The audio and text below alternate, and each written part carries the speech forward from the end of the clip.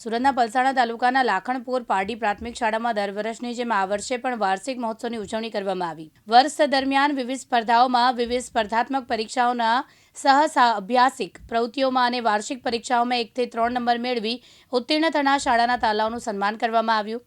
આયોજન શાળાના નામે મૂકવામાં આવેલ રકમના વ્યાજમાંથી ઉપર થતી રકમ શાળાના બાળકોના હિતાર્થે વિવિધ પ્રકારની ગિફ્ટ આપી સન્માનિત કરવામાં આવ્યા હતા. વિવિધ પ્રકારની ગિફ્ટ જેમ કે લંચ બોક્સ, પાણીની બોટલ, રાઇટિંગ પેડ, સ્ટીલનો ડીશ સેટ, સ્ટીલના નાના બાઉલ, મોટા બાઉલ, વિવિધ પ્રકારની શૈક્ષણિક કીટ વગેરેનું વિતરણ લાખણપોર ગામના વરિષ્ઠ અગ્રણીઓ અને મહાનુભાવોના વરદ હસ્તે કરાયું. બાળકોને પ્રોત્સાહન ઇનામ આપવામાં આવ્યા. સમગ્ર કાર્યક્રમ શાળાના આચાર્ય હિનાબેન પટેલના માર્ગદર્શન હેઠળ શાળાના પરિવાર તથા તમામ શિક્ષક ભાઈ બહેનોએ ખૂબ જ ઉત્સાહપૂર્વક વિવિધ કૃતિઓ તૈયાર કરી હતી.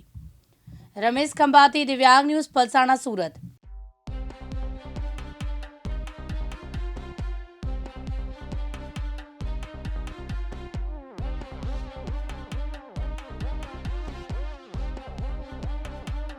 રમેશ ખંભાતી, દિવ્યાંગ ન્યૂઝ, સુરત.